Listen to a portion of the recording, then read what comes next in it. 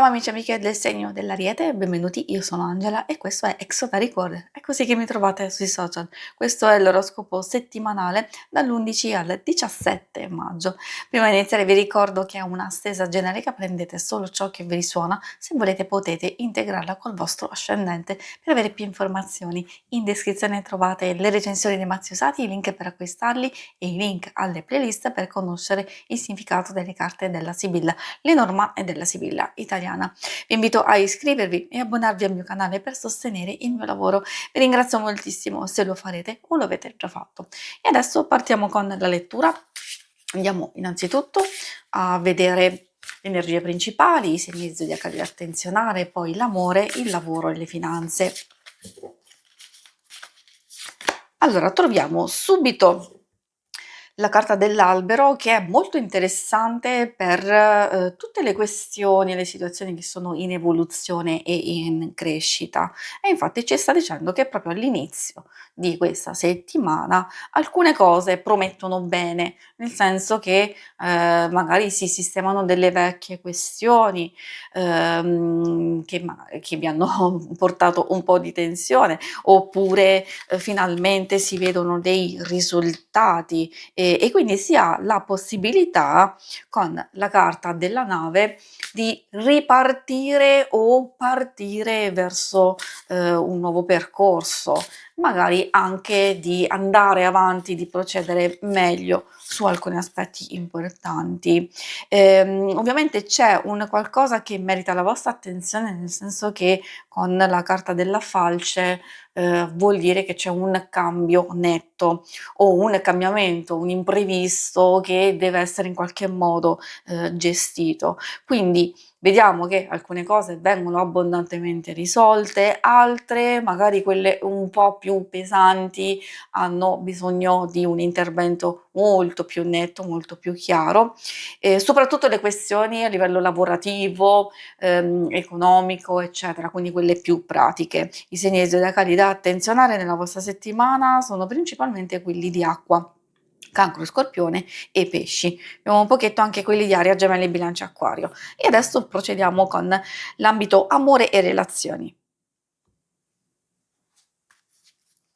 Quindi vediamo anche un po' come queste energie si riflettono in questi ambiti. Partendo proprio dall'amore, si va a guardare coppia single, però magari chi non è interessato o chi vuole anche valutare relazioni di amicizia e famiglia può ascoltare questa parte, ci possono essere delle informazioni utili.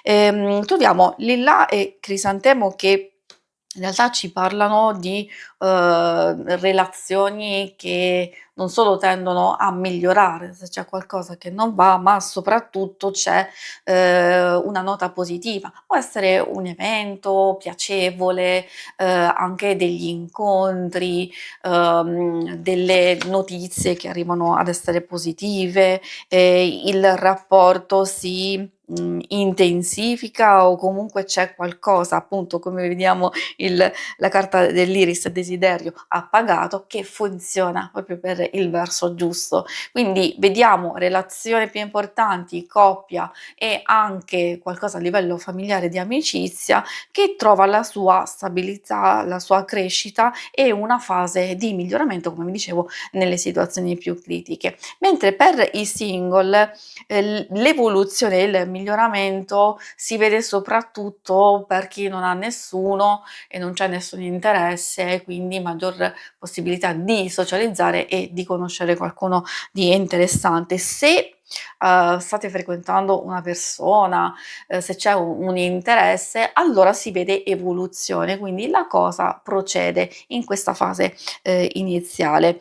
E adesso andiamo a controllare la parte più pratica, quella del lavoro e delle finanze.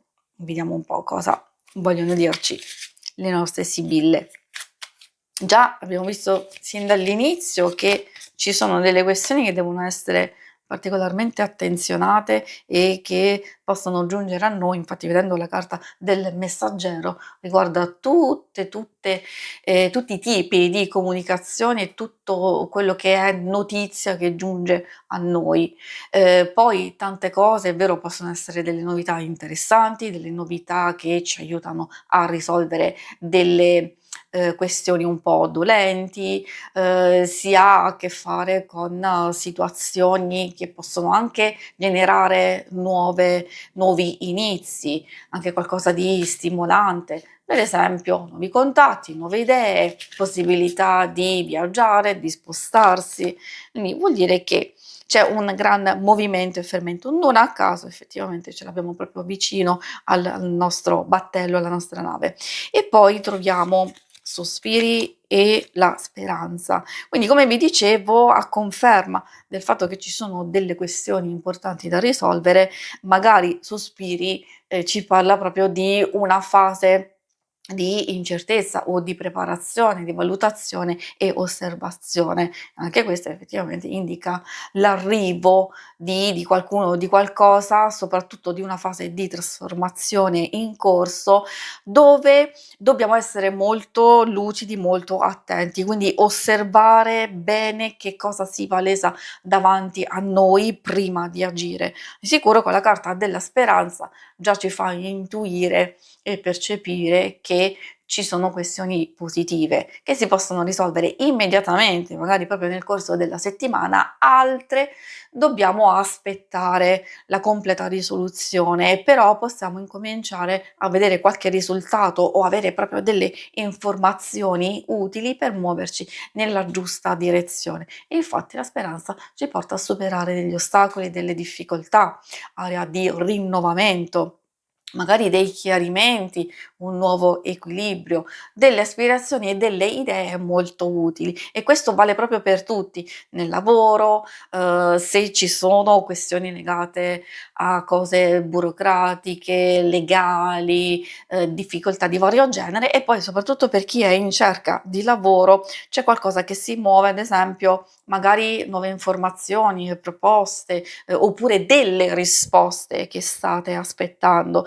Se, le risposte sono negative effettivamente può essere utile addirittura perché viene tagliata tutta una parte che magari non è per voi, non funziona e non va assolutamente bene. Quindi non prendete male questa cosa, anzi le carte vi stanno dicendo che è meglio, perché si accende la luce, si accende quella stella in qualcosa di molto più positivo per voi, e già nel corso della settimana magari potreste avere qualche proposta, qualche indicazione interessante e proprio muovervi nella giusta direzione. Si conclude qui la lettura, vi ringrazio per avermi seguita. Se volete in alto a destra trovate il logo per iscrivervi al canale, mentre in basso trovate le schermate per vedere il vostro oroscopo mensile e il lunare quindicinale. Alla prossima, vi auguro una buona settimana. Ciao!